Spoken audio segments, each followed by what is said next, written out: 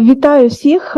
Сьогодні ми відкриваємо. It's my pleasure to welcome everyone. This is the event dedicated to the Day of Constitution and the Day of Parliamentarism. We'll discuss how to preserve and develop the democracy during and after the war. This event has been funded by New Generation USAID Rada Coalition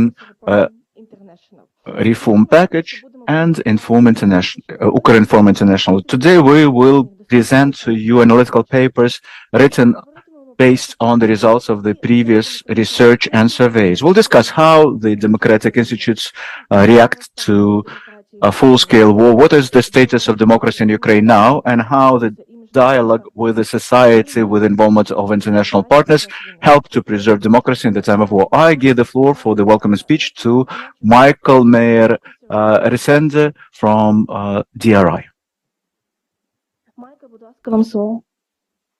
Yes, thank you very much. Good morning. Thank you very much for organizing this event. We know it's very difficult for you to do that in this time, so we really greatly appreciate it. And I'm happy for this cooperation that we have for many years, of course, and which we reinforced last September when I visited with my colleagues Kiev, and we already had an event, and after that we prepared together this paper on democracy in times of war. And I think it's of course a very relevant subject when the constitution was adopted, and my congratulations one day too late for the Constitution Day in Ukraine. When that constitution was adopted, I think nobody could imagine what price Ukrainians would have to pay for the promise of this constitution, which is freedom. Like constitutions are documents that organize the freedom of people, and Ukraine has to pay a really, really high price, as we know, and go through very bitter and difficult times to preserve this freedom or to regain this freedom. So that makes, I think, this whole idea of discussing the constitution particularly relevant. And I see two aspects that are important here. One is last September, when we spoke to many people in Kiev, we heard so often that what Ukrainians don't want to be, or they don't want to live in an autocratic system like Russia represents. They want to have the opposite.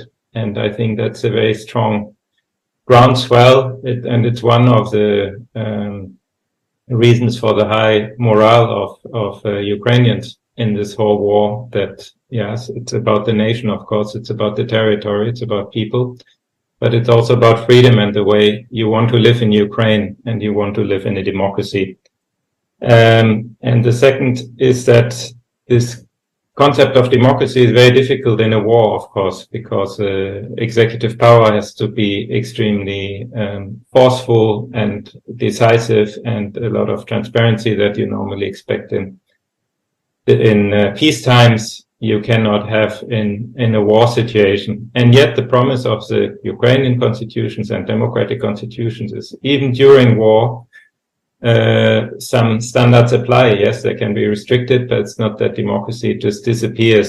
And there is a lot of pluralism in Ukraine. There are many different opinions voiced, and that is always a strength, I think, of the Ukrainian society, that people have different opinions and discuss them and do not get intimidated because the state doesn't want you to discuss certain things. And the challenge ahead is to build and rebuild strong democratic institutions that organizes the system more, and that's linked, of course, to the EU accession process, which is going on. And actually, there's a lot of work done in the Rada to do these changes. So also from that perspective, we think it's an important debate to look at how democracy is doing now in these most difficult times and how it's evolving with a view to the eventual accession to the European Union. And that's why I think this discussion is very relevant today. And I want to thank very much our partners from the Reanimation Package for Reforms and also for the Center for Legal and Policy Studies. We have worked together on this paper, and I look very much forward to our discussion today on the findings in the paper. So thank you again, and I look forward to our discussion here. Дуже дякую, Майкле. Thanks a lot, Michael, and the floor goes for welcoming remark, Mr. Kogut from New Generation Rada USAID program. Well, thank you for giving me the floor, and it's true that today is a very important day, in between two important dates for Ukrainians and for our democracy, namely the Day of Constitution. And it's important that yesterday, at the level of the government and the parliament, we had relevant celebration events, despite the war, despite the fact that these are the dire conditions and environments, risk environments around, but the focus on democracy should stay present in this country. We all recognize that the fight for independence, sovereignty, and all of the principles that are reflected in our constitution involve the fight at the battlefield and in the rear.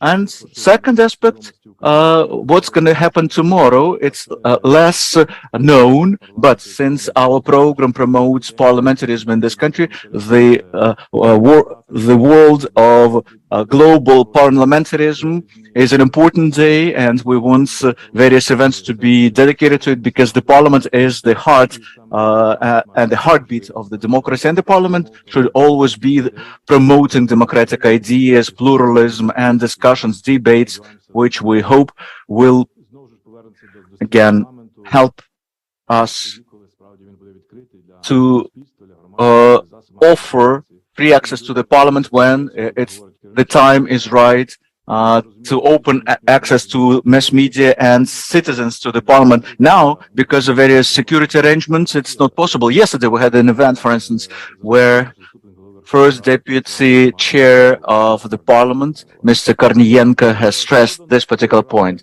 As to our program, it's quite true that building up the capabilities of the Parliament, building the better involvement and inclusion of the citizens, working together with the voters, associations, businesses in order to improve the legislation, or strengthening the control function of the Parliament, which is extremely important currently in light of the ongoing events, especially when we have limited opportunities for the civil society. So the parliament, on behalf of the people, should oversee how the government is sticking to the legislation, or strengthening the analytical capabilities, cooperation with the government. All those aspects which are important for our program should be based on the fact that the efficient parliament will better serve efficient democracy. Today in our program, in addition to those two core aspects, we have two important surveys. Among our partners, let me remind you that our partners is the IRI and the Center of Political Reforms and the Westminster Foundation for Democracy, and beautiful Ukrainian and international organizations and NGOs that are quite helpful in supporting the implementation of the USAID Next Generation goals. So one of the co-authors of this survey joins us now, and this survey is called Parliament in the Time of War. For more than 6 months now, our experts are surveying all of the statistics, all of the processes at the level of the procedures, to what extent the parliament managed to adapt itself to the time of war. From the first days of the invasion, we helped the parliament informationally and analytically. Quite recently, I had an opportunity to attend a very important meeting in London between the Ukrainian and British parliamentarians, which was hosted by the UK Parliament, and I mentioned to them that it's quite a miracle that our Parliament not only has not stopped its activities, but it continued internal reforms and created the survey service and many other aspects that we could not even imagine in the peacetime, but in the time of war, we proved to be ready for them because we recognize that that's exactly what is needed for the parliament to operate in the time of war, both preserving the function of analytics and the function of controls, those democratic functions that we support. So the survey parliament in the time of war that documents all of the pros and cons and the limitations imposed by the martial law and how our legislative body keeps operating. On the other hand, it's the future. And truth be told, our armed forces of Ukraine are offering us this opportunity to think even about what might happen looking forward, because everybody recognizes that we cannot continue to live as we lived before this war, and we have to be bold enough with quite enough imagination to have a different look at our parliament. And this discussion that is conducted by the Center of Political Reforms and the other stakeholders about the future of parliament, this debate is very important for us, and that's why we need to involve enough experts on the one hand, but it has to be visible, so that we need to bring out and discuss some of the things that we were afraid to do this before, like two-chamber parliaments or a new election code or something like that. But this is something that we need to finally to discuss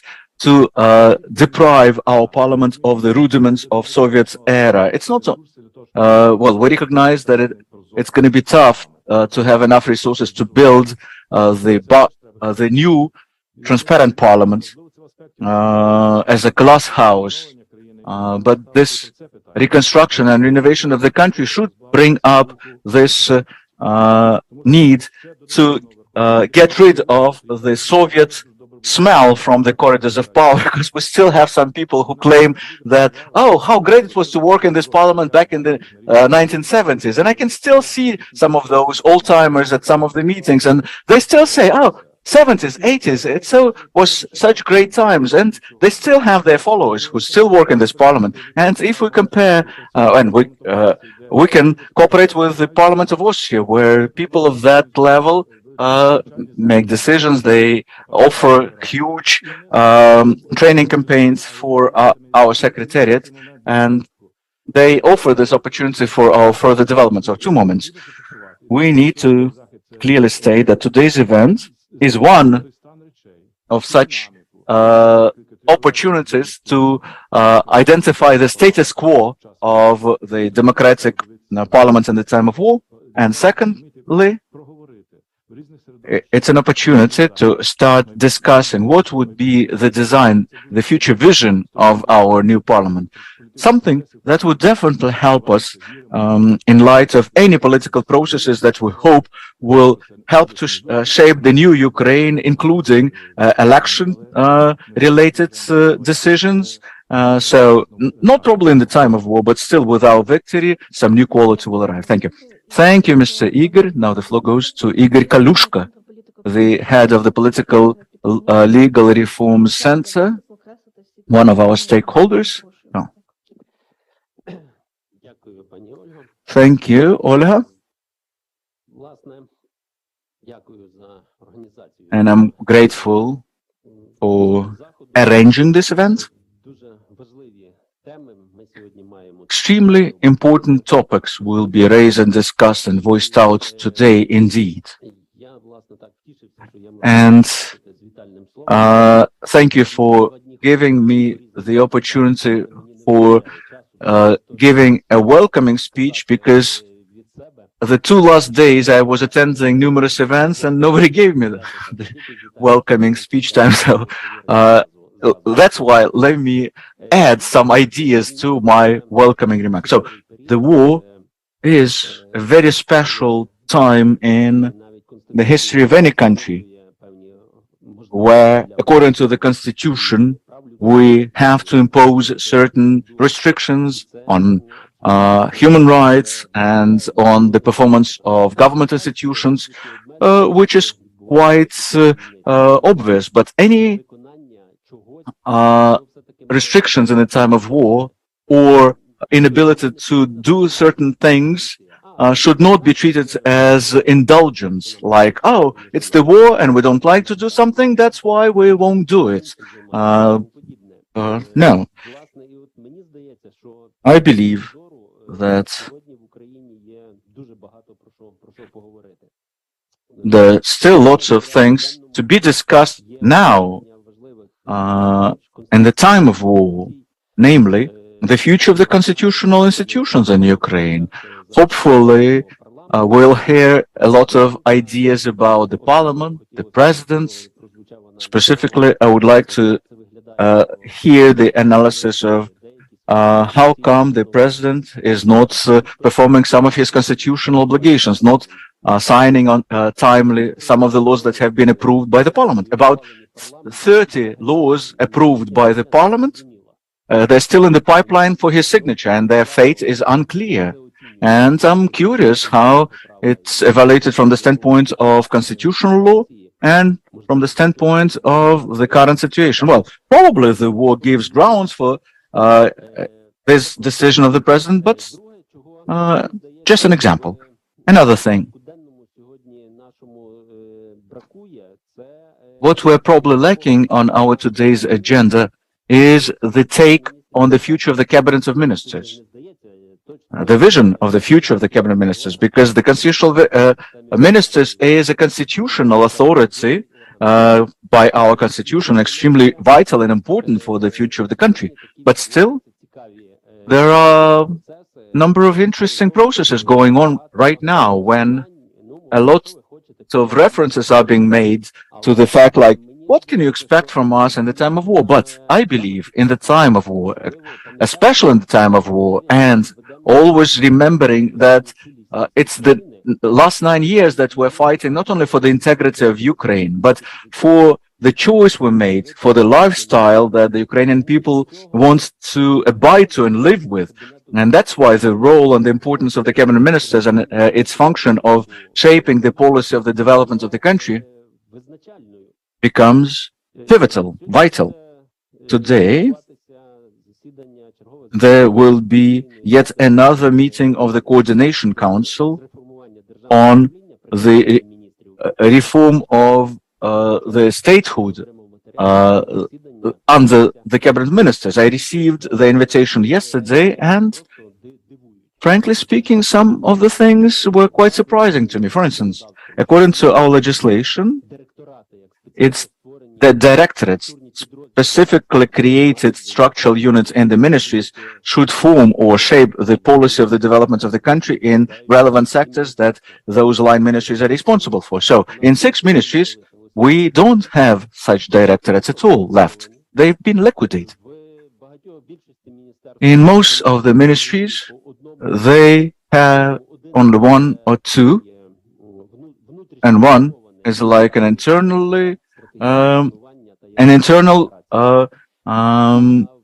unit of European integration, and only in 4 ministries we, at least on paper, formally, have the compliance with the documents that the cabinet ministers pass itself, like you need to have those directorates and they need to be operational. Thus, actually, the government, even structurally, institutionally,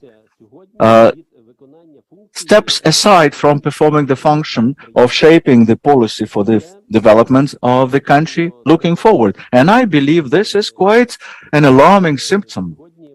And in the time of war, the civil society becomes more proactive. We see 3 or even 4 different parallel initiatives from various coalitions of civic organizations, which, starting from April last year, focus a lot on how the country should look like after the victory. And that's great news. But in a lot of spheres, unfortunately, we hear that the society has some findings available, but they have no ability to meet with the authorities and discuss those ideas, those findings, and let the authorities use them when shaping the future policies. And over that, we have interexposed another aspect. Ukraine became the candidate member country for the EU. But what does it take to be prepared to become a full-fledged member? Well, shaping and creating the policy, making them compliant with the standards of the EU. So on the one hand, we liquidate directorates which were supposed to do that. But on the other hand, we discuss the draft concept of institutional support of European integration of Ukraine, which stipulates creation of some new offices, some new structures.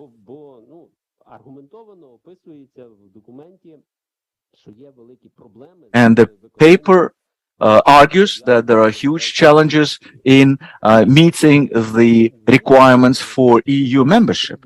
So this is something that our civic society should look at and get involved. We cannot allow the government to be left to its own devices and, as we call, cook in its own sauce, because for some reason they are not making timely and efficient decisions.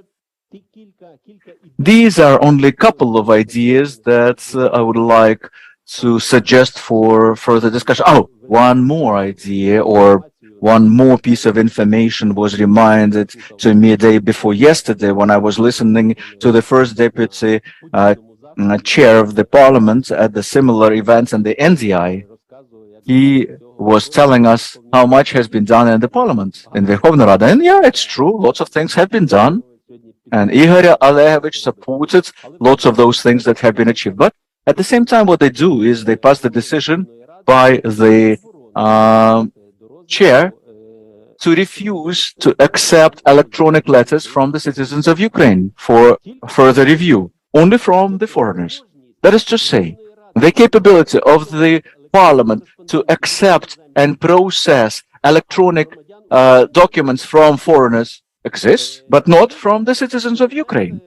For 1 month, one of the committees of the parliament is not launching one of the surveys, which all you need to do to kickstart it is a letter from that committee. Why? Because in order to do that, they need to get the incoming letter from this NGO that suggested this survey, and it has to be delivered on paper, in hard copy. And I was on the business trip for 2 weeks, so formalistically I could not bring it on paper to them. And for 2 weeks, there are delays and the work stands still. So it's very difficult for me to understand which aspects of the martial law could explain such decisions of our authorities.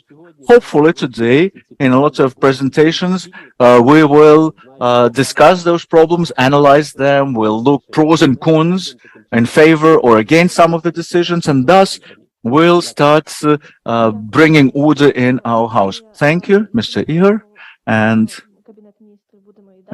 of course, we'll discuss the role of the cabinet ministers in upcoming events. Ms. Kyrychenko from the Center of Legal Political Reforms. Julia, welcoming remarks and the presentation on the survey of democratic institutions in the time of war with a special focus on the parliament. Yeah, thank you, Olha. And I am grateful to German DI and to Reanimation package of reforms where we work together. I would like to echo to my previous colleagues and speakers in his welcoming remarks and saying that we are fighting for our democracy in the war. We are very clear in our understanding that Russian Federation offended Ukraine because Ukraine chose freedom and democracy. And we as an independent analytical center, in a wartime, we decided that one of our priorities and our mission should be to maintain that democracy, which is challenging to do to maintain during the war, during such a large-scale aggression and genocide of Ukrainian people.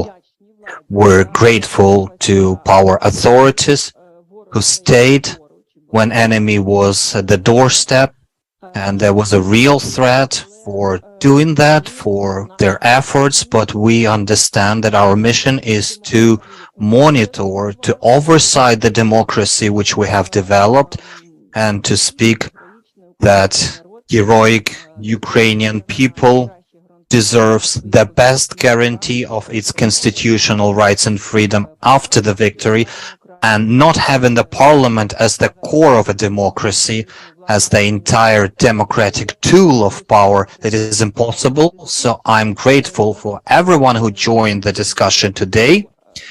And the vice speaker had 5 minutes while Igor Borisovich was talking, and now the voting is taking place. It's going to be in a review. We don't know the plenary sessions process, so Parliament is not ignoring us. Parliament is working. So, getting back to the review of our first research, that's rather a point-focused review, not that detailed as Vladimir Venger would have separately, speaking about Parliament during the war, but at least it covers, at least if not all, but the most critical institutions during the war. And we would like, briefly with my colleague Margarita, to highlight what are the advantages that we see and what are the threats to the risks that we identify, and we have to deal with them and have option A, option B, and C in order to mitigate that and not to undermine the democracy, and vice versa. As Igor had said, we should become the example of parliamentary democracy after the military victory. I will have a presentation. I've started that already, that the development of Ukrainian democracy is one of, or probably the most fundamental reason for Russian aggression. Right after, you may recall that the war started not on the 21st February of last war, but as soon as Ukrainian people at Revolution of Dignity elected a democratic leadership, and the response to that was the war. And the last wave of escalation on the 24th of February, that's the test for democracy, whether we can stand it or not. And we can confirm right now we do stand. All the democratic institutions are working. What is worth mentioning, the human rights, which are limited to an extent, we have reviewed, and this is a proportional towards the legitimate objective. We do state that it is a proportional at the moment, and there is a need to enhance the public oversight and control, not to undermine these principles, not because of security reasons, but because of other factors.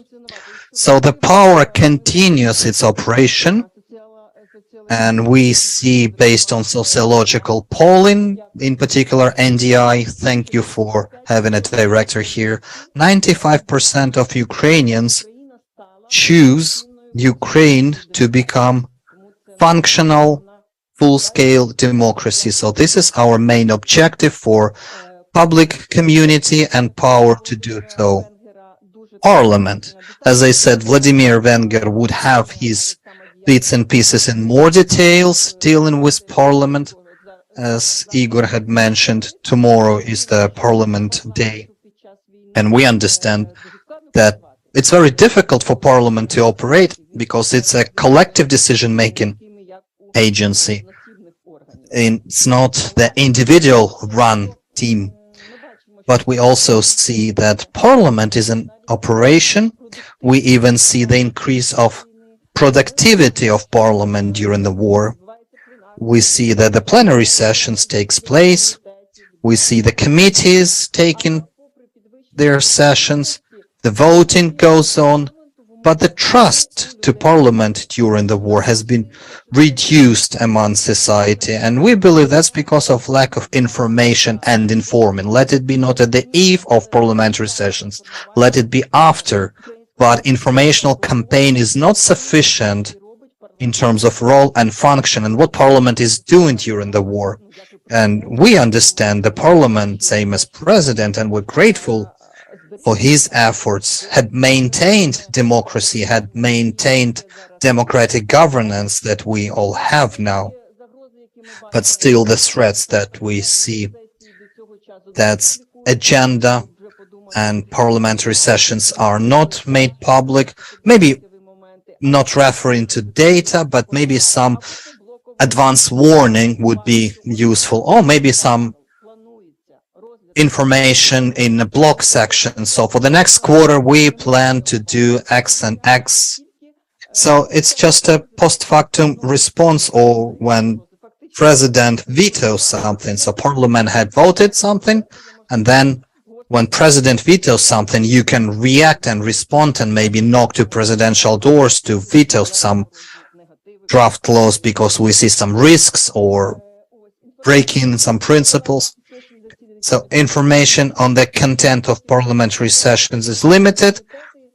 Worth mentioning that some committees are very open and operates openly, so we can catch in time and assist and support and provide our analysis and reviews. Some others are different, and there should be some unified approach. So committees probably, except the security committee, should be more transparent and engage civil society more actively to the same extent.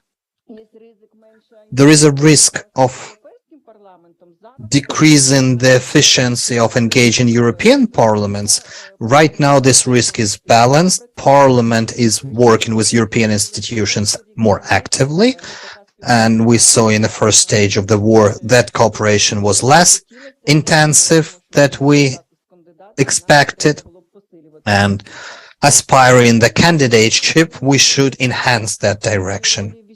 Increase of political role of the militaries. We extremely grateful to our defense forces, to our citizens, to our foreign colleagues who defend us holding arms in their hands. But we understand that the military job and democratic processes are slightly different appearances, and it should not be an immediate transition of power responsibility. So just draw attention to that. Elections. Right after Parliament, I will get to elections. How come? Because our next parliamentary elections due to take place on the 29th of October this year. We're not undermining the democracy, but during the wartime, during the special regime, no elections could take place. But thanks to IFES, we are working with the public community, with a respective working group, how to conduct a democratic post-war elections. It would be extremely important that the next election of parliament would be legitimate. It should not be the case that too many people abroad won't be able to vote, and we would lose millions of votes because people are not in Ukraine physically. Again, main threats and changes in here, we believe that during the wartime, we should develop respective recommendations and maybe draft law, how the first post-war parliamentary elections and then presidential elections to take place. And I see probably more risks and threats with parliamentary elections. Deal with the security issues, how we deal with the newly liberated territories. It's not going to be provided with a proper security in a year or two, and we hardly can ensure proper democratic elections on these territories in Crimea, in previously occupied territories of Donetsk and Lugansk. How we deal with them, how political parties' operations will be considered. We believe not less than 5 years will be required to sort things out. But we should think about some responses in advance and some security criteria and democratic criteria as a milestones. we have to develop a whole range of legal frameworks. And we as experts understand that these are to be some transitional elections. That would be a post-war code elections, not the peacetime code elections. Maybe a separate law will be required, voting of internally displaced persons, people who were fled abroad. We believe it was absolutely correct that the register of electors was closed and locked. But at the same time, we see that the register is not updated during all this time. Even now, we know that the data is provided, but is not inputted in the register. So in order to update this data and validate this information, the information is so significant that it would take a registry owner 2 months to update. Now we probably will require about 3 months to update and validate the information. Yes, we should be realistic approaching the elections, and we don't have clear answer, but probably not less than 6 months after the war completion, we will require, and there would be territories not the previously occupied but close to the borders, which will require a separate solution in order to maintain secure the life of civilians. That election will not take place there for some period of time, but that would require very clear criteria to make these decisions, and we believe that should be a central administrator, central election commission. I will just skip that. That would be for my colleague. Just to draw attention to the Constitutional Court. It is not very sound and in informational sphere, but we selected democracy, ideology of democracy, unlike Russia, which selected the aggressions ideology. So we have to have operational Constitutional Court that during the wartime even they can warn the power that you are stepping over the frameworks. I have to draw attention that the Constitutional Court is in operation during the war. We had reviewed 829 court rulings. There are 46 decrees and 13 decisions of the courts. 4 decisions of the Great Chamber of the court. Some decisions were constitutional, some not constitutional, but the main challenge for the Constitutional Court is the 5 job openings, 5 vacancies. 5 vacancies for the big chamber is too much. If at least there is a conflict of interest between 1 or 2 judges or inability to participate, so there is no quorum and court is not operational. We are not calling the power to fill those vacancies, but we call power to fulfill the requirement of our candidateship to EU. And it says that the selection of Constitutional Court judges should take place through the competition. And it's not the competition as such, it's the reason we have to get the judges, the best lawyers who are professionals, integral and apolitical. It's very critical for constitutional control, especially in a post-war time. And we understand that the judge takes the job for 9 years. If they leave earlier because of the age, it's quite a significant period of time. I'm going to complete on that, and I will pass the floor to Margarita, and she will highlight other institutions. Thank you, Julia. I'm Margarita Kvastova. I would like to take some up to 10 minutes in terms of the judges, presidentship, and media. Yes, the modern focus today is the parliament still, but other institutions is not that critical to maintain the democracy. I will start with the president as the main guarantor of the constitution and focus on his influence on democratic processes, because he owns the critical role and uniting the nation as well as uniting alliance around Ukraine interest.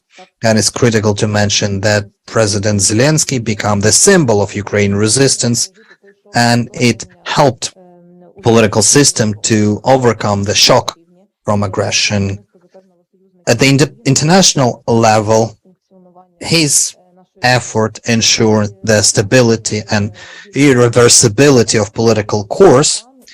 For a year and a half, we were living in a war state regime, and so far, President had not overstepped his constitutional authorities.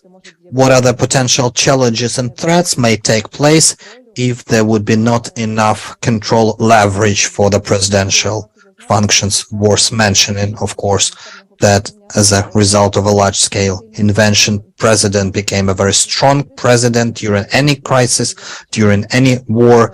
A strong leadership is essential, but the stability of political system may become too dependable on a single individual, not based on the constitutional principles, even if President is not going to overstep his authorities.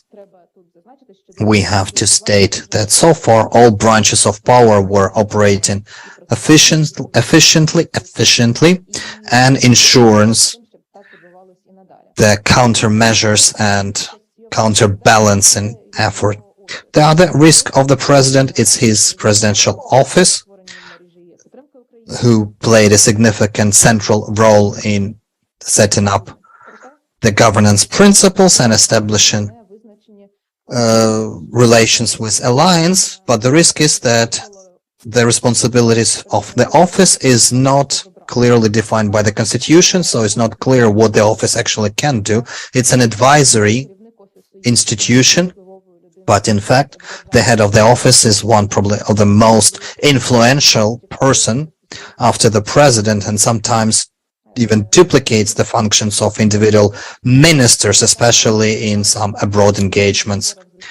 Some representatives of the office represent Ukraine in respective negotiations. That was not the after effect of the war, but this practice had been installed for years before, and it's important that probably after the war there would be a possibility to review these issues. In respect of the judges and the court, the court reform continued during the war based on the Venice Commission and aspiring the membership in EU. There were two recommendations dealing with the court system in Ukraine, and recently European Commission provided its conclusions in terms of recommendations implementation and stated that senior council of court and attestation verification of courts were successful. That's one of recommendations that was considered as completely implemented. The one also dealt with the constitutional court, but that has been recognized as Ukraine had presented a significant progress, which is still a good indicator. It also required that the Rada voted in a second reading a draft law on a competitive selection of the judges to a constitutional court, and that would confirm finally the nomination of the courts. The court system is also central one in countering corruption, and this is a critical role for international partners because they provide significant funds to support economy, army, infrastructure, and a long-awaited step has been made. The new special prosecutor for anti-corruption prosecution office took place, and in cooperation with NABU, the new head has been nominated. A number of investigations were conducted, and we do have hope here that the continuation of reform would ensure the renaissance of anti-corruption efforts in Ukraine, taking to liability some of the oligarchs and large companies. Also, we faced some new challenges in terms of investigating the war crimes. None of the legal systems in the war was ready for such a large-scale war crimes commitment that Ukraine had faced, and it's very critical here to find efficient international mechanisms and tools to bring Russian citizens to criminal liability. So far, International Criminal Court is the most effective and efficient one. They've started the respective investigations and issued the order to arrest Vladimir Putin and Maria Lvova-Belova. Nevertheless, Ukraine is not a full-fledged participant of European institutions, part of which is International Criminal Court is, although we provided a respective context. And to conclude, just a few words in terms of media engagement during the wartime. The operations of media has been significantly affected, and the wartime here had put respective restrictions on freedoms of media, in both in terms of providing security and safety, but we believe this is all explainable and valid because of the war state. The other aspect is the launch of information marathon that reduced the pluralism of information on the TV. Nevertheless, the reform of media goes on. That reform was also in the list of European Commission recommendations, and this recommendation has been recognized as a fully implemented. That was actually the second recommendation, the second and the last, which was fully implemented, unfortunately. And that had happened as a result of enacting the legislation on media that fully meets the European standards on media and freedom of speech. To conclude, our analytical document on threats to the democracy during the war is full of some restricted optimism, but it is critical not to lose the control over the democratic processes and continue the reforms where it is possible during the wartime. Thank you. Just a second to add. You can review this political and analytical document on the web page. There is a reference and QR code. It's available on the site of Reanimation package of reform. Thank you. We have Vladimir Venger joining us online, Executive Director of Research Center, representing the USAID Council on the Future Generation, with analytical review on Parliament during the war, which is also developed as part of this program. Vladimir, are you with us? I do hope you can hear and see me. Yes, we can hear and see you. Thank you very much. Then I will share my slides. Yes, we can see the shared screen, so I can go on. I will introduce such a short spoiler of our research, our Parliament during the wartime research. We are in a communication with Parliament, with the heads of Parliament in terms of this analytical development, in terms of its fulfillment with some statistical data. And there is a full scale, not only the presentation, but also the discussion what to do next is scheduled with the Center of Political and Legal Reforms in the nearest future, actually on the July 28th, the date of statehood. And I do hope that these materials would become a foundation to advancement of some changes, not only within the Parliament, but also in some public processes, discussions, etc. So some critical ideas, not everything is in the report. Report contains much more. So whether Parliament should operate during the war. Ukraine had ever put that question on agenda, but in terms of the international experience, this is a serious issue because not all the nations, even the European developed nations, Parliament should be in operation. In some states, parliaments to a big extent, or all its authorities, legislative authorities, may refer to some other institutions established during the wartime, and Parliament may stay away from active engagement. The Ukrainian answer to that, by the Ukrainian constitution, there is no exclusion. Parliament should operate all the time. It's the only and single institution for lawmaking, and according to the Article of 92 of the Constitution, the law is the basics of entire legal system of Ukraine, and without operating Parliament during the wartime, we would have a very significant challenges and problems in regulating public and social relations. How Parliament operates during the war? There are some critical, not saying spoilers, but some key points. Parliament maintains its legal status. It's a representative agency, it's a lawmaking agency operating in Kiev, offline, online, in its premises with all the restrictions which has been mentioned today by Yuliya. But nevertheless, this is a very critical feature. The most decisions of Parliament is enacted by a political consensus. I will highlight how that is happening. Whether it's good during the war, yes, it is. Is it a threat for future?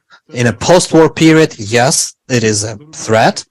And majority of international experts are very clear and obvious in the question what's going to happen after. Parliamentary procedures, are they adhered? This has been simplified significantly, and in fact, to some extent, some legal changes were enacted, but before each session, Parliament enacts the decree on the agenda and working in the conditions on the wartime, and procedures were simplified, and the level of transparency and openness of Parliament has been reduced. We may say significantly reduced. These are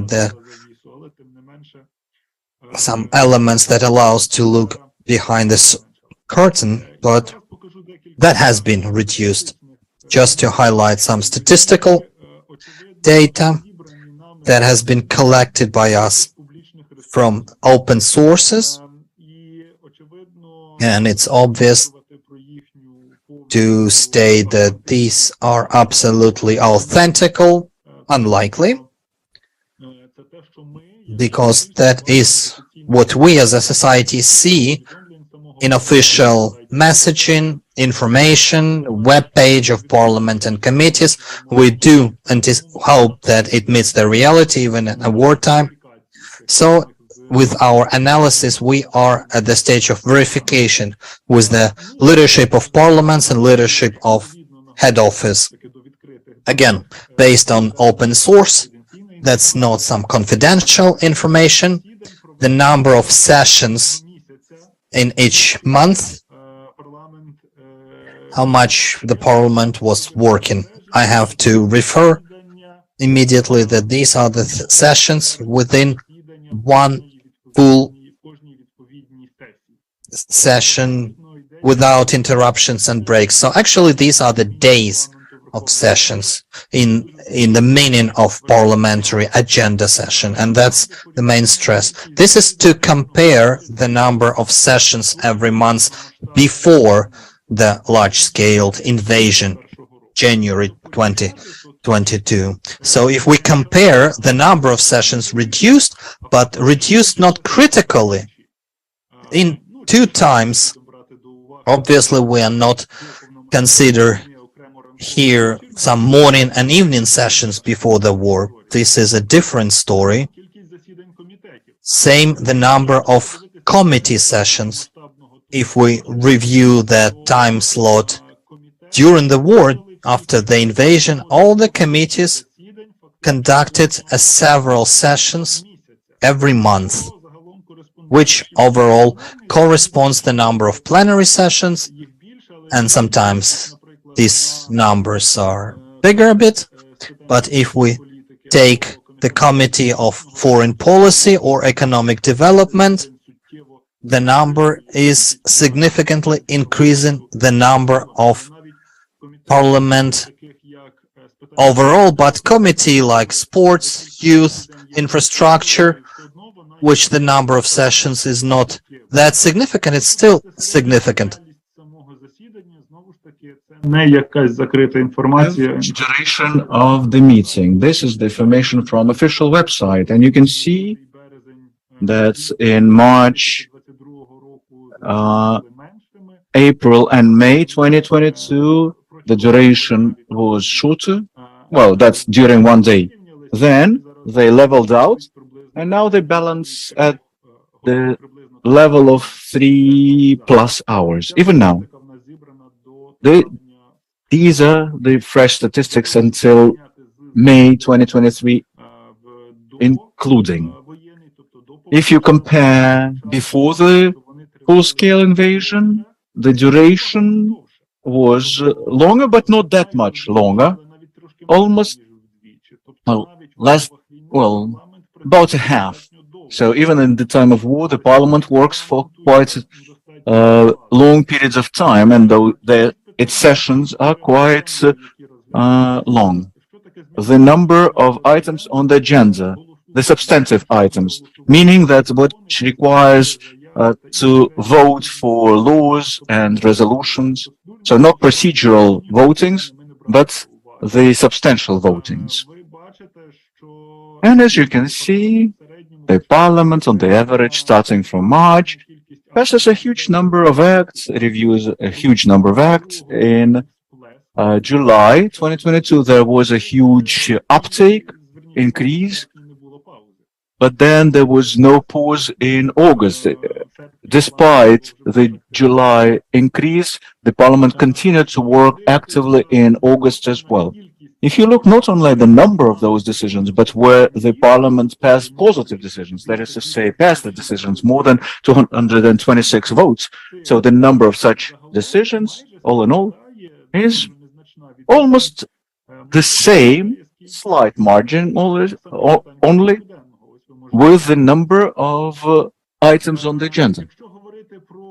If we speak about the number of issues that have not received the needed number of votes, which is 226, well, there are only a few of them, which says to us that the session hall reviews the issues that unite the parliament, the representatives of the most of the parliamentary factions, and here I can be slightly ahead of myself. The interview with the executives of the parliament, which we conducted as part of the survey with the heads of different committees, line committees, etc.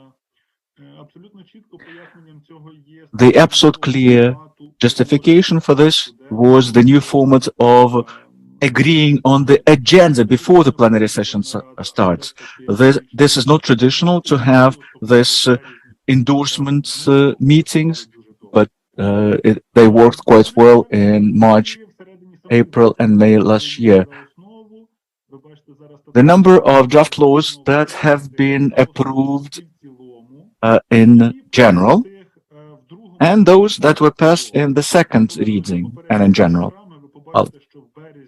In March last year, the parliament worked quite fast and mostly passed the laws in general straight away. But later on, especially starting from August 2022, the number of this uniform voting dropped substantially, and you can see second reading started only in July 2022.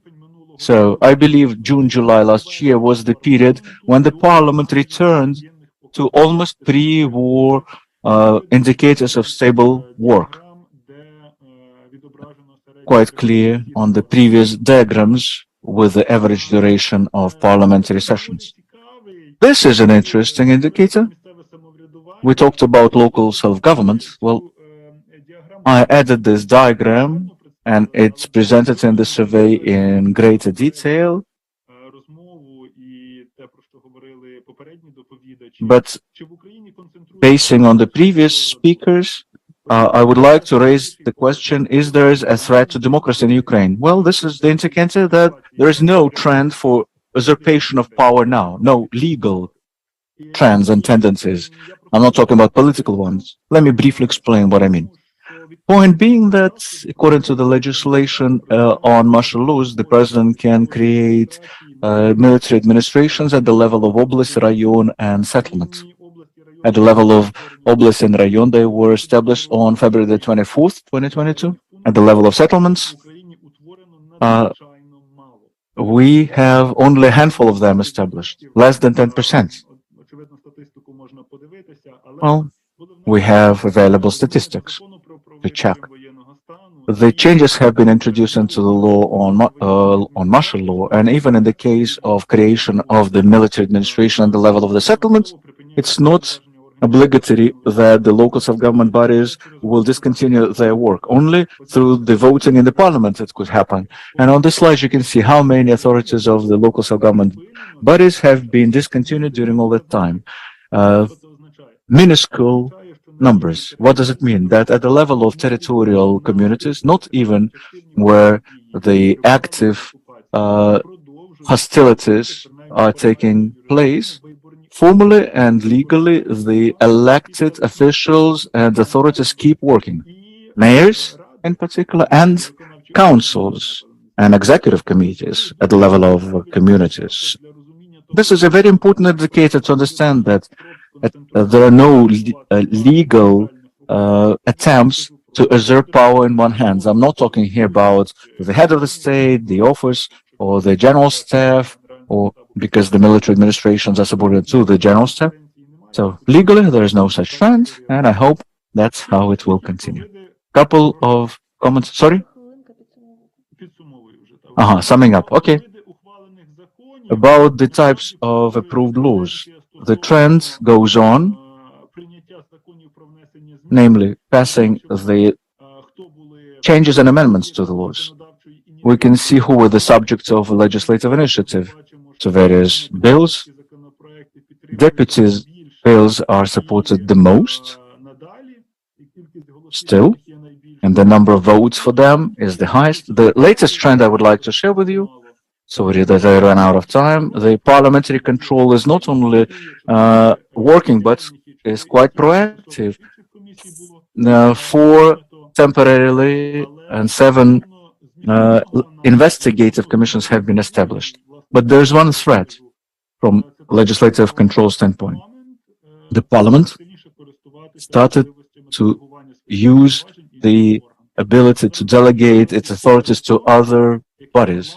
4 laws, and you can see here, where the parliament partially delegated its authority to the cabinet of ministers, to the executive power, and there are certain risks with that, especially in regard of constitutionalism. So after the war, there would be quite a number of questions to ask. So this is a threatening trend. There are other trends as well, but still, we believe that in the time of war, based on the proportionality principle, well, they have been observed. And these threats could be overcome together jointly. That's briefly the spoilers about the survey results. A more detailed discussion and the work with this paper would happen on July the 28th. I would gladly entertain any questions. Thank you, Volodymyr. So let's move to the discussion then. Of one of the most interesting parts. 5 to 7 minutes for interventions to allow time for Q&A session. Petro Stetsuk, scientific advisor of the economic and political studies named after Razumkov, and the justice of the Constitutional Court, ex-justice. Thank you for giving me the floor.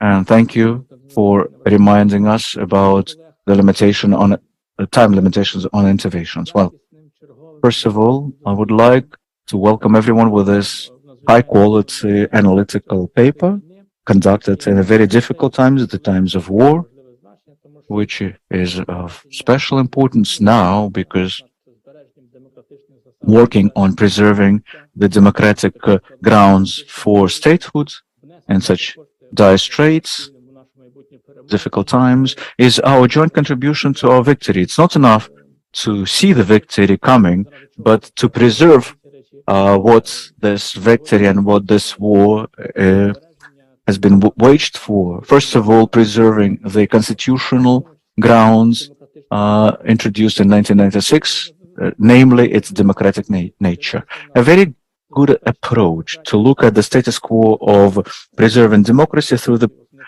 prism of main political and economic institutions, the presidential office, government, parliament. Enough about praising. Now let's talk about challenges and problems looking forward. So the approach is quite correct to look at the activities of the head of the state in difficult situations.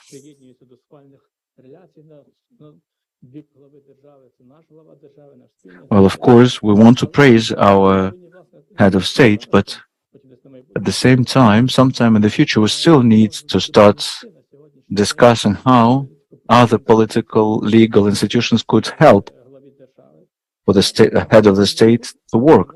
They mentioned the Constitutional Court of Ukraine.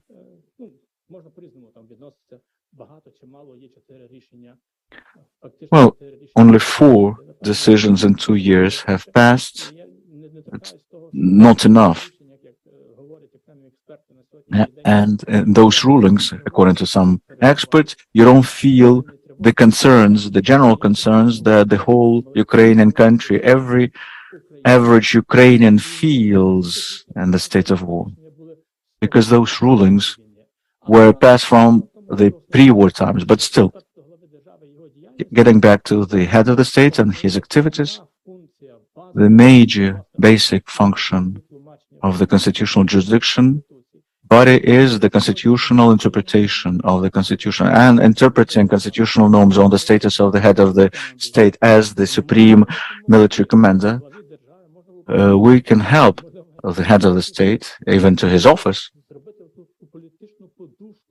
with making a political cushion where you cannot obviously overstep the constitutional norms, but jointly operate.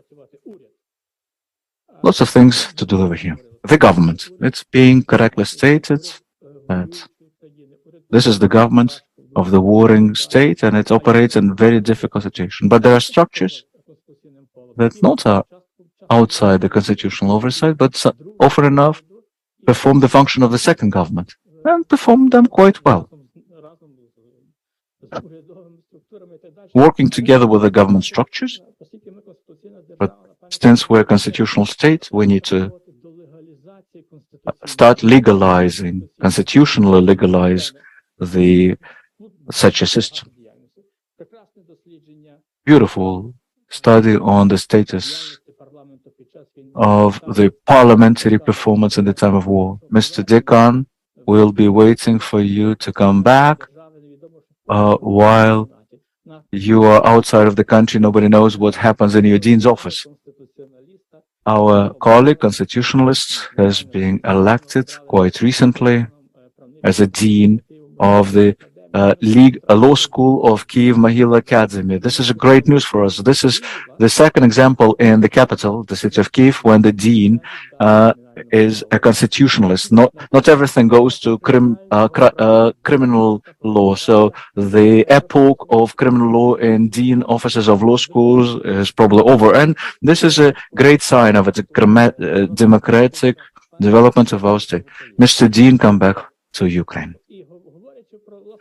And speaking about the parliament, all those things mentioned are true and correct and raised on previous occasions before, speaking about the excessive closeness, well, because of security reasons, of course, but we need to get back to the fact that those innate problems in the performance of the parliament in the times of democracy should not let us forget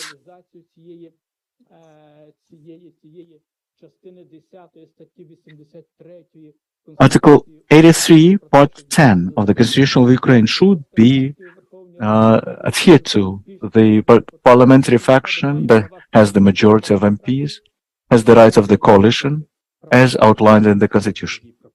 Well, but not only rights, but obligations as well, they forgot to mention here. So the war puts it behind the smokescreen, but we remember the green printer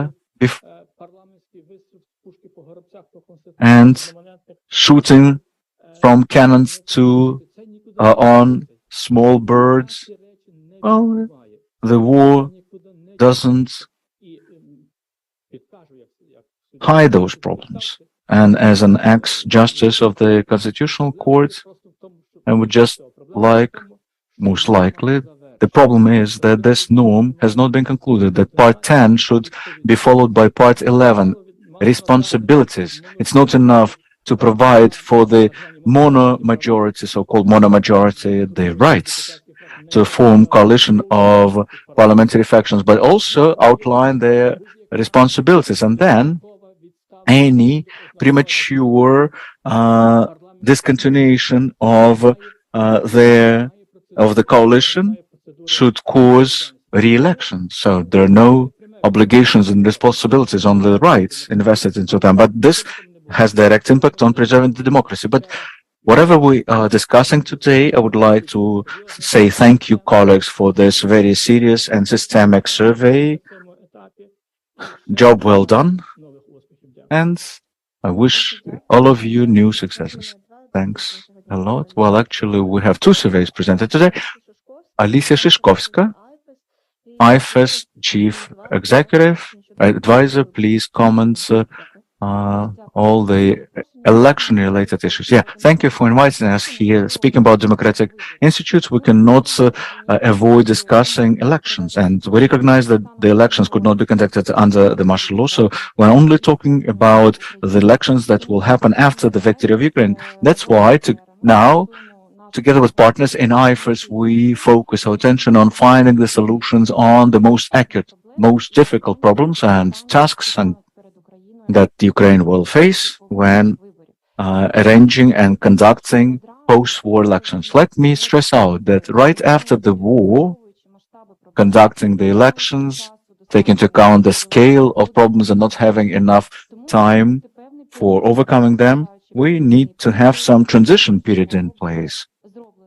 And during that time, we'll conduct the comprehensive audit of the current situation. At that time, the audit of the election infrastructure will identify the territories where elections could not be conducted in the nearest future. We will need to update the national register of voters, and we need to find doable solutions to allow the ability to vote for IDPs, internally displaced persons, and refugees abroad. Also, the territories that suffered where still elections could happen, we need to introduce basic services, telecommunication, banking, transportation services that are needed to conduct elections on site. All those aspects that will require changes in the legislation or passing separate legislative acts have to be discussed urgently now, because the government institutions that will then have to implement those terms and conditions first have to get prepared to implement the new rules and the new requirements. They need to think through and organize a large-scale advocacy campaign for the voters. In advance, we need to understand what financial needs we'll have to face. We already recognize that these would be the most expensive elections in the history of Ukraine, because creating additional election sites abroad, well, that's additional funds. So those decisions have to be discussed now. So the major aspects that we believe we need to focus our attention at by the parliament and other involved stakeholders in decision-making process, how to provide practical opportunity for IDPs and refugees to exercise their right to vote. The voters have to decide where they will vote. If it's where they are actually located at that point of time, they have to be aware about the procedures, how to change the election address. Probably will offer one-time mechanism to identify the places of highest concentration of people to recognize where such polling stations should be established. If we talk about the need to increase the number of polling stations in the oblasts where there's huge number of IDPs, well, these are additional personnel, organizational, logistical resources to be spent. Speaking about the regions that suffered from the hostilities, well, there will be problem even to find unruined premises for polling stations. So we discussed the ability to raise tents or pavilions, something that we need to legislate in advance. Speaking about the territories that suffered from the hostilities, and Ms. Julia already mentioned this, we recognize that there will be certain territories where for a certain period of time we would not be able to conduct the elections. For instance, completely ruined settlement, no buildings left, no voters living, and obviously no way to conduct elections. Also, those territories that will be liberated from the long term occupation, it will take time to bring back the Ukrainian statehood, the Ukrainian legal system, our media, the performance of the Ukrainian political parties. Only then we will be able to conduct elections there in free and fair manner. Voters abroad is a separate serious problem which IFAS along with partners work seriously on. We quite recently finalized the technical assessment of the ability to conduct elections abroad, where we identified the major problems and challenges and proposals how to regulate them. Currently, the system that exists did not take into account the interests of labor migrants even before the full-scale invasion. Only those who were on the consulate registry were automatically included on the voters list. So now we need to change the conceptual approach from passive registration, where a person is automatically included on the list of voters, to active system. And we need to offer a set of opportunities for those voters who want to vote. And for that, we need to recognize where they reside for us to understand when to open additional polling stations. And by the way, opening them is the issue that we still discuss, whether it's going to be done on the premises of diplomatic establishments or outside of them in some other premises. But then it will take time, because we'll need to negotiate with the hosting governments to allocate those premises, expenditures, etc. We discuss alternative voting methods like postal voting in those countries where it makes sense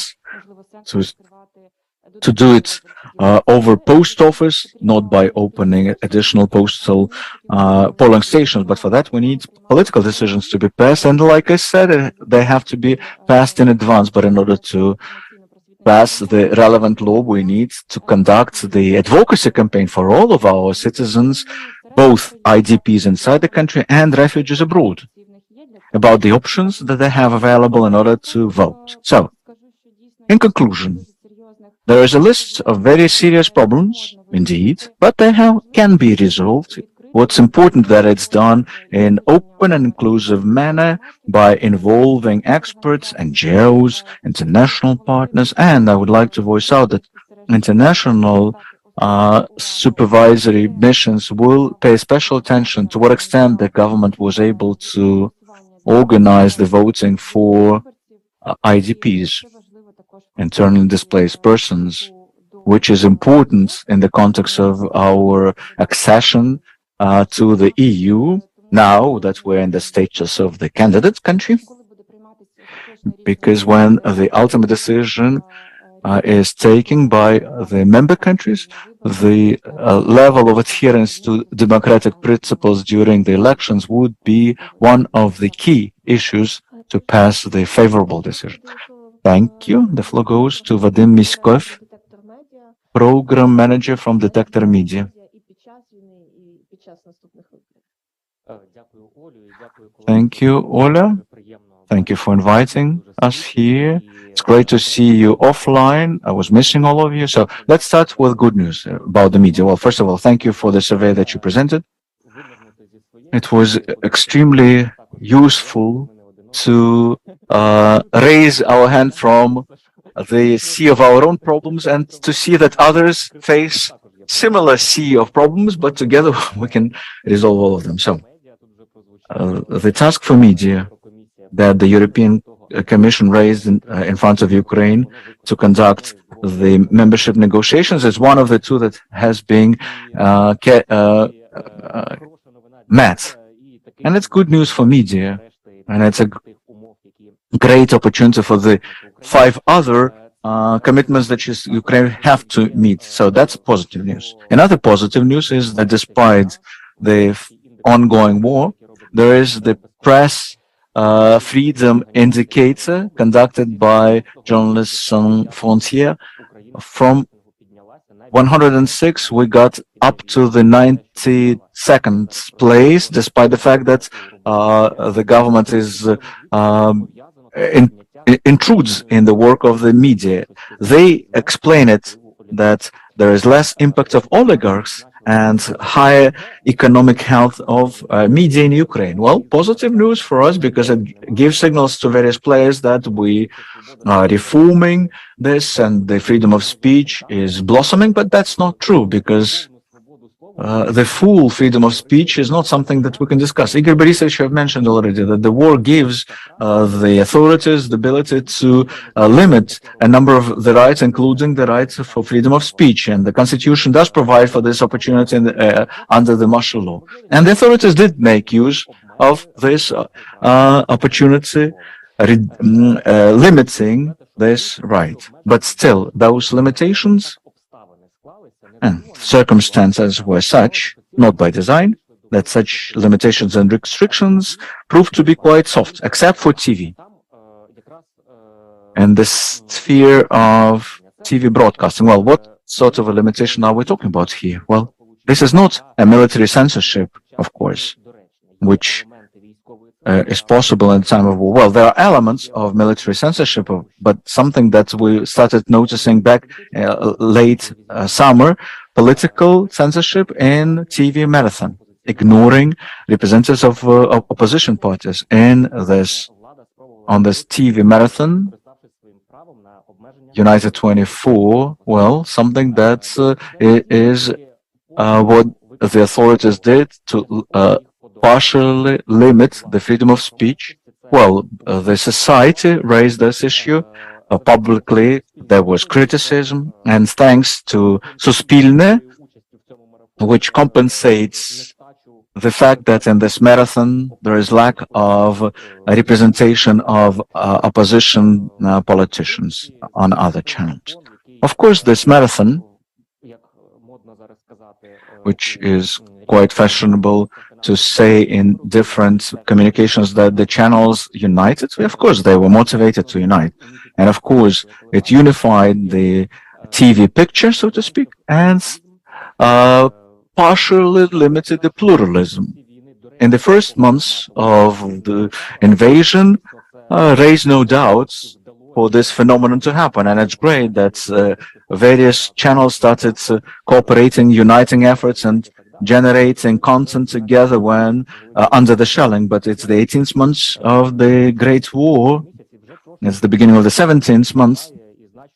And so there are more grounds and reasons for criticism to continue this format of joint marathon where all of the key TV channels are united under one roof.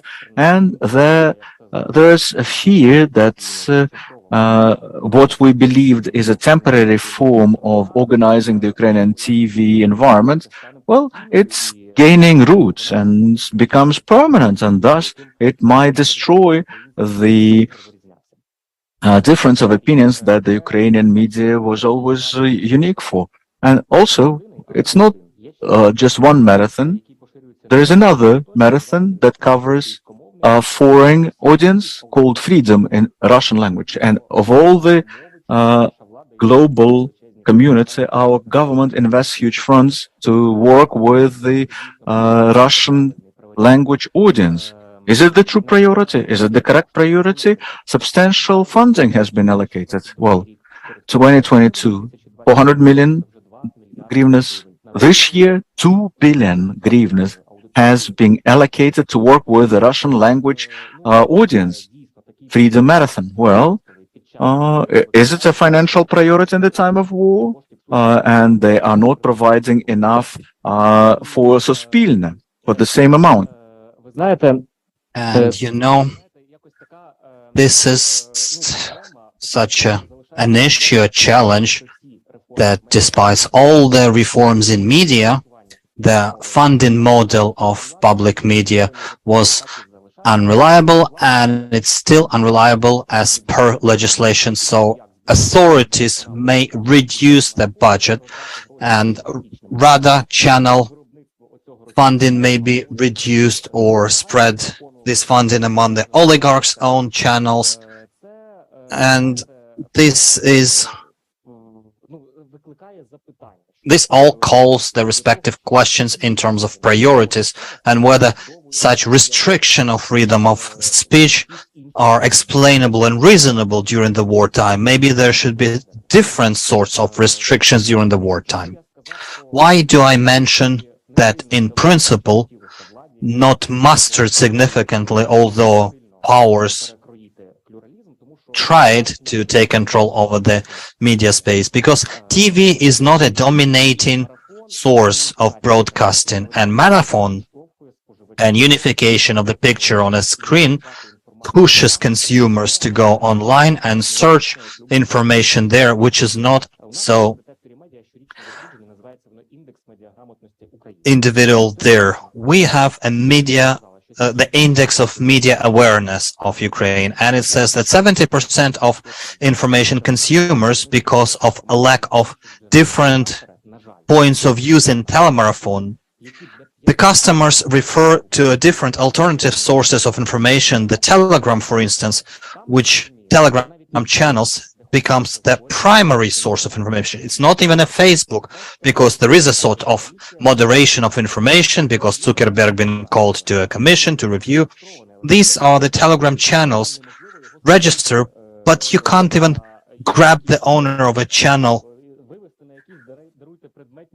for some specific communications or set a dialogue. And it all calls the risks, because the misinformation or Russian propaganda feels themselves absolutely free in that Telegram space. It's their main informational sphere of existence and creativity application. We can't avoid but not saying that our society is absolutely inertial. This index demonstrates that the skills of critical consuming of information is increasing.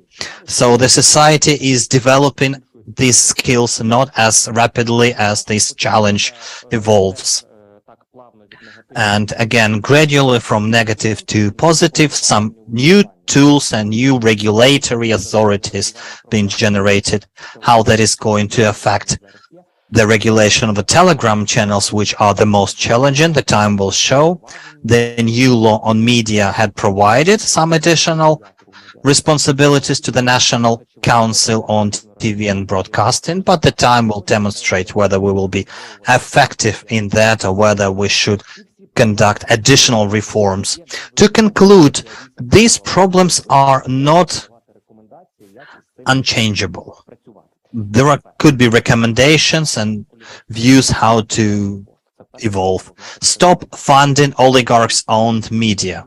Of course, it's suitable to do, it's easy to do, and you can assume that when you pay to these channels, they become more loyal. That's easy, but it's not democratic. That practice should be stopped. Secondly, the informational marathon had performed and accomplished its role and function. We all overgone the shock, and all the media are absolutely able to produce informational products that people are looking for. So self-explanation that we don't have to go through 7 different channels and just get the same information from a single source. You don't need the telemarathon and fund the oligarchs-owned channels. Thirdly, to oversight that the military censorship would not become a political censorship, we attempt to influence the situation. There were some positive aftermaths of that, that political censorship is not the restriction allowed by constitution. And there is no political censorship even the wartime. And finally, don't be overpleased by international ratings, international perception. That's great, but it should not be the single narrative to assess ourselves. There should be far more many indicators and parameters, as well as the opinion of respective experts. So we should respect that and maintain the democracy. Thank you, Vadim. Very interesting. I would like to pass the floor to Marcin Kaletsky, Senior Fellow of the National Research Institute, cooperating with a number of NGOs, with a number of institutes from power authorities. Can you highlight how international partners can help us to maintain and develop democracy? What's your view? Thank you. Greetings to all. Don't know how long we'll stay online. This is the Chatham House discussion? No, that's the public discussion. We are broadcasted. You should warn us earlier, and I have not asked previously, and I was quite open.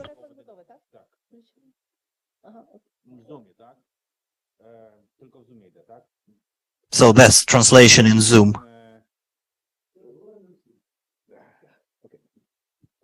What I would like to do over the next 5 minutes is would like to post something which will nicely sum up your discussion today and the discussions we had in London, and 2 days ago in our RPR. And congratulations on the report. Excellent. I really enjoyed reading it. I think what we definitely need over the next few months is to combine our resources, all of us here, and come up with something I would call a strategy for Ukrainian democratic people.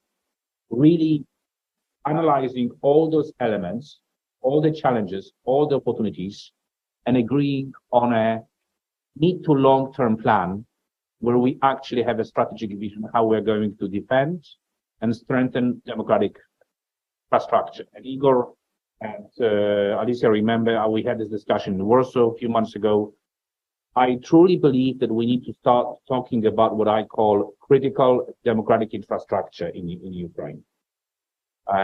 This includes parliament, this includes judiciary, this includes civil society, elections, political parties, civil society.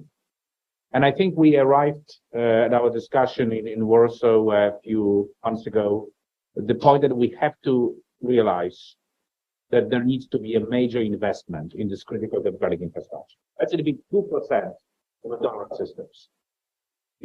We cannot only focus on building capacity of Ukrainian army. Ukraine needs a strong army, but Ukraine needs strong democracy. And in those when we are talking about how to support strong democracy, we discussed it yesterday. I like 4 principles. First of all, inclusion. And Yuliya, давайте може тоді я українську мову. Це буде так. Юлія про це вже говорила. Let me just switch back to Ukrainian. Yulia had mentioned inclusion. That's very critical for us to understand that would be a huge challenge for Ukrainian democracies, the inclusion. I saw that in different societies. It's great that we spoke about unity, but there are 3 main groups which require special approach. We never had this challenge of such a large number of refugees, IDPs, people with disabilities, people even veterans. Politics will not be the same. We cannot imitate people like us, intelligent, smart, white, all that. You are an exception. Ukrainian democracy will face enormous challenge of inclusion. And I see at least 3 groups. 2 groups in Ukraine. One is a progressive European modern political society which wants to see the reforms, but there is also a which is still pro-Russian, forces which will undermine Ukraine democracy. And we will have an approach of inclusion, but we also have to have an approach of a cordon sanitaire, eliminate that group from political society. So those two groups in Ukraine, and there's a whole third group, refugees, people who are out of country. And I think I was talking about it. It's not just elections, we know, it's also political process. Political process to be inclusive of all those Ukrainians who are out of country. So that's for inclusion. We started to talk about integrity when it comes to it has not been covered in your report to the level I would like to see. Parliamentary funding of political parties, funding of oligarchs is not just media, it's also they still political parties. So, you know, the second principle is the principle of integrity. Third principle is integrity.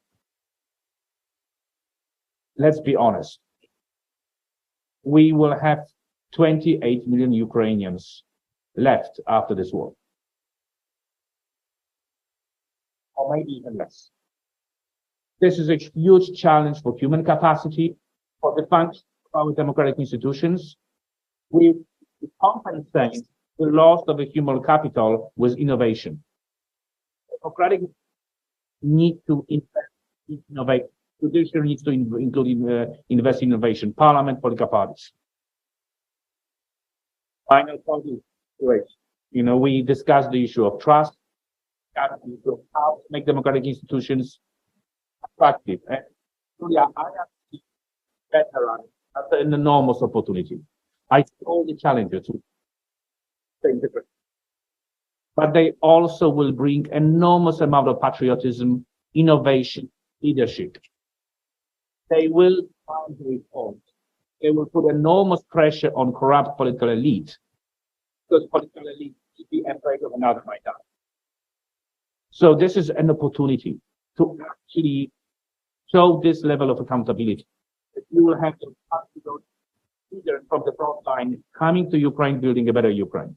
So what I am suggesting, we're working on a similar one. We have so many challenges, so many opportunities that I would like to propose to everyone here. Let's work together to come up with a strategic document which will secure building democracy better, will help us with European and transatlantic integration, and will make Ukraine not only military fortress, but also the shining example how democracy is.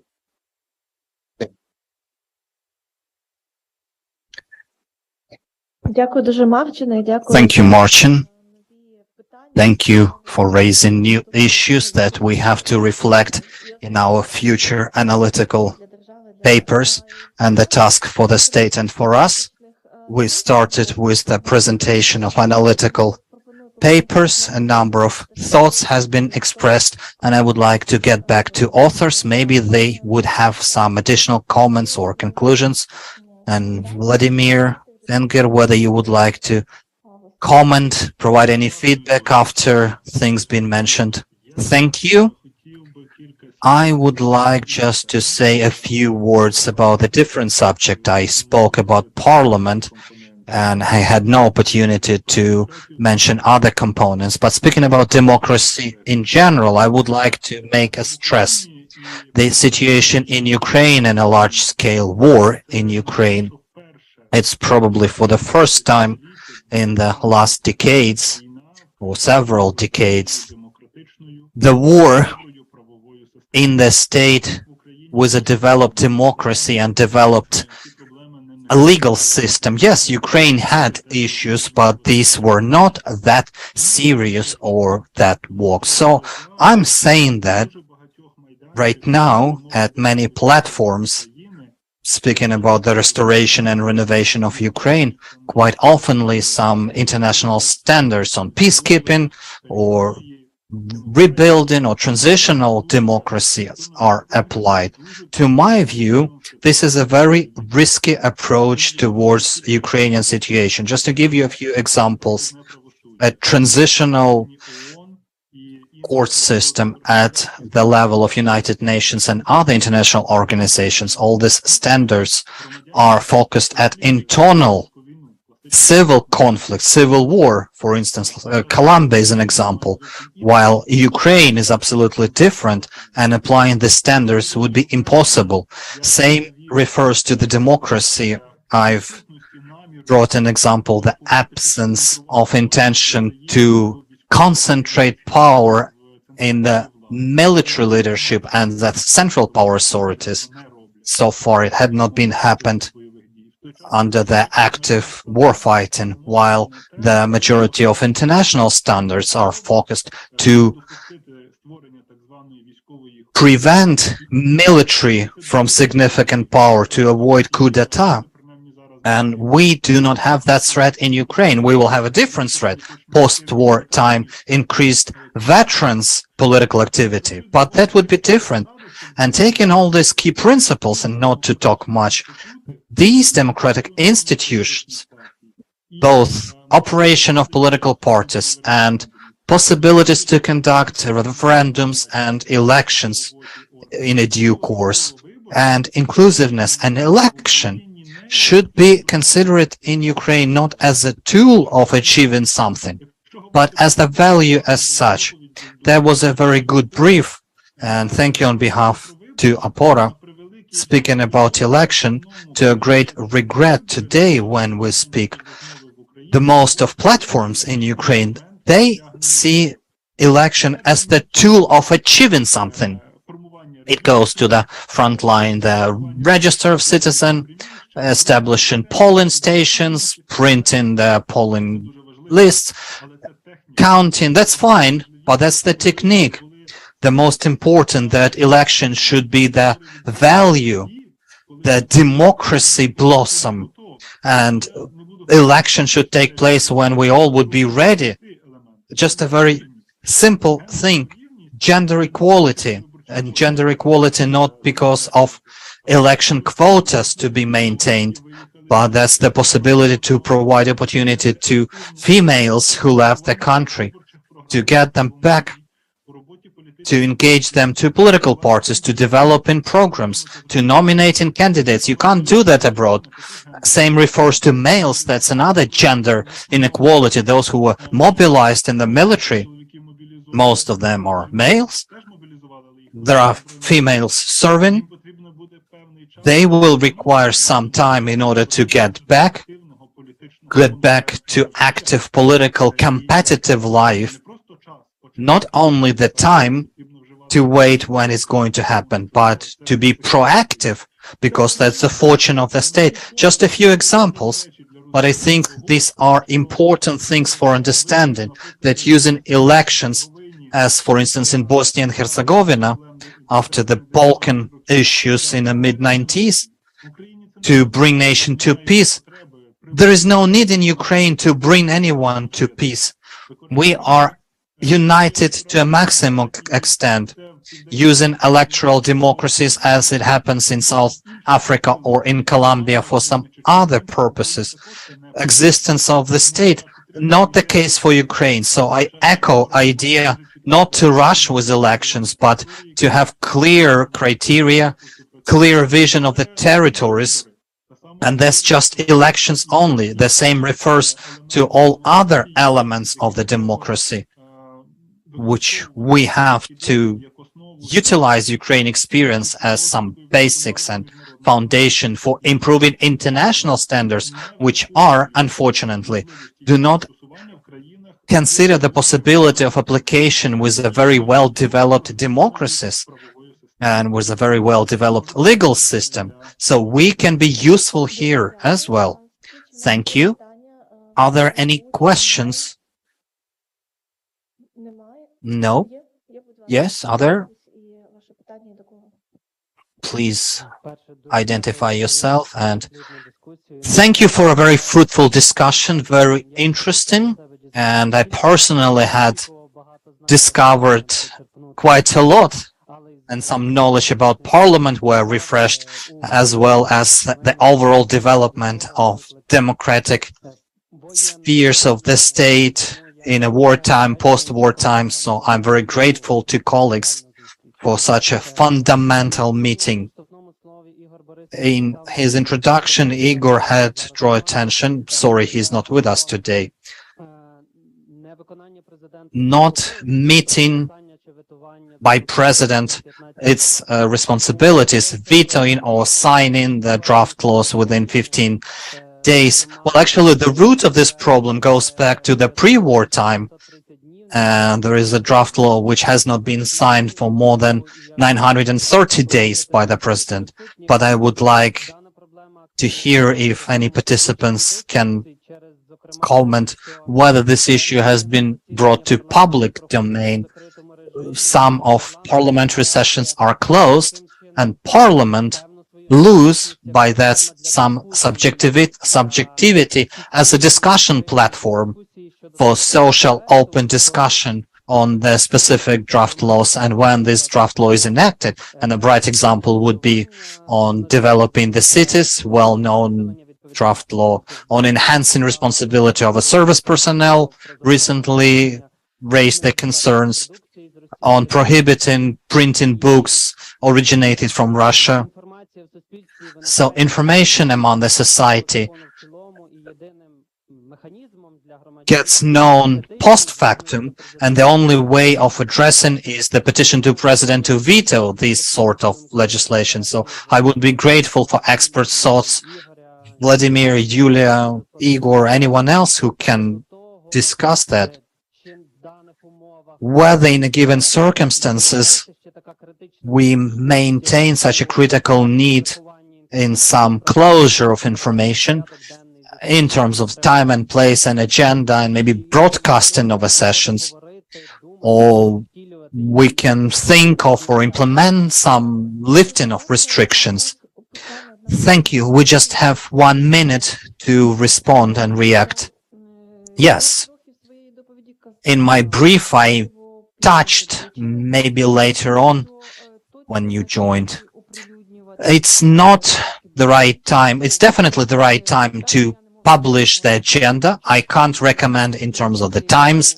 I do not possess the entire information to what extent the space over the parliament is protected now.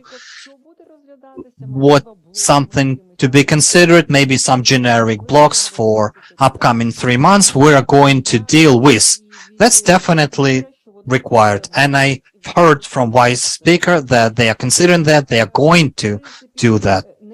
Same refers to absence of information that, yeah, we can have a look at the session later on. It's in YouTube recorded. But if you even talk to experts, people are unaware. Maybe it's our case now to highlight that there is a link, there is a possibility to review the sessions post factum. So it leads to less of confidence, but it's not the major problem.